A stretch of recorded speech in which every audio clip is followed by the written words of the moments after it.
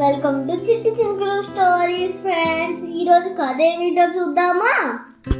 Magic stone soup. చాలా కాలం క్రితం పచ్చని పొలాలు చెట్ల మధ్య ఒక చిన్న గ్రామం ఉండేది. ఆ గ్రామంలోని ప్రజలు సాదాసీదా జీవితం గడిపేవారు. వారు చెడ్డవారు కాదు, కానీ తమ దగ్గర ఉన్న కొద్దిపాటి ఆహారం పోతుందేమో అని చాలా జాగ్రత్తగా ఉండేవాళ్ళు.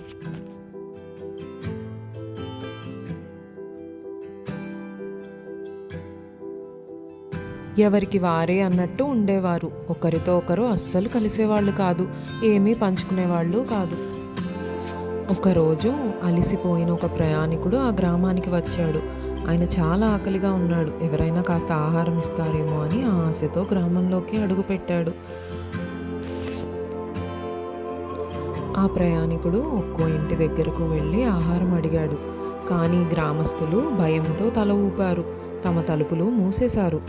ఇది చూసి ప్రయాణికుడు చాలా బాధపడ్డాడు, కానీ కోప్పడలేడు.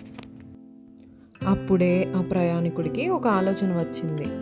ప్రయాణికుడు చిరునవ్వు నవ్వాడు. పర్లేదు అనుకున్నాడు, నేను స్టోన్ సూప్ తయారు చేస్తాను అని అన్నాడు.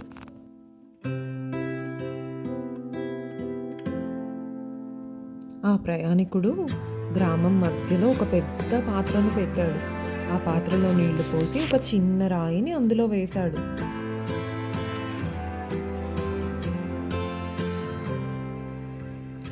ఇదంతా చూసిన గ్రామస్తులు ఆశ్చర్యంగా దగ్గరికి వచ్చారు. రాయితో సూపా అని ఆశ్చర్యపోయారు. పిల్లలు కూడా ఎంతో ఆశ్చర్యంగా చూస్తున్నారు. ప్రయాణికుడు ఆ ఊరు వాళ్లతో ఇలా అన్నాడు, స్టోన్ సూప్ బాగుంటుంది, కానీ కాస్త ఉప్పు ఉంటే ఇంకా రుచిగా ఉంటుంది. ఒక గ్రామస్తురాలు తడబడుతూ ముందుకు వచ్చి కొంచెం ఉప్పు వేసింది. తర్వాత ఆ ప్రయాణికుడు అన్నాడు, స్టోన్ సూప్లోకి ఇంకా కూరగాయలు ఉంటే కూడా బాగుంటుంది అని. ఇక అంతే, ఒక్కొక్కరిగా ఆ ఊరి వారందరూ సహాయం చేయడం మొదలుపెట్టారు. ఒకరు క్యారెట్ తీసుకొచ్చారు, మరొకరు ఉల్లి, ఇంకొకరు ఆలుగడ్డ, క్యాబేజ్, ఇలా అన్నీ తీసుకొచ్చారు. ఆ గ్రామంలో చిరునవ్వులు కనిపించాయి. కొద్దిసేపటికి సూప్ మంచి వాసనను వెదజల్లింది. ప్రయాణికుడు రాయిని బయటకు తీసి సూప్ సిద్ధం అన్నాడు. గ్రామస్తులందరూ సంతోషంగా చూశారు. అందరూ కలిసి ప్రయాణికుడితో కూర్చొని మరీ ఆ సూపును తిన్నారు. పిల్లలు నవ్వారు, పెద్దవాళ్ళు ఆనందించారు. పంచుకుంటే ఎంత సంతోషం వస్తుందో అందరికీ అర్థమైంది ఆ రోజు. సూప్ తినేశాక ఆ ప్రయాణికుడు మళ్ళీ తన దారిలో ప్రయాణాన్ని మొదలుపెట్టాడు. ఆ ఊరి వారందరూ అతనికి కృతజ్ఞతలు తెలిపి అతన్ని సాగనంపారు.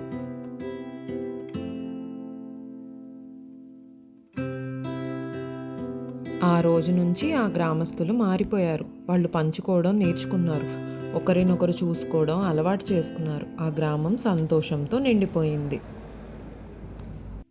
ఈ కథ యొక్క నీతి ఏమిటంటే, మనం పంచుకుంటే మన సంతోషం ఇంకా పెరుగుతుంది.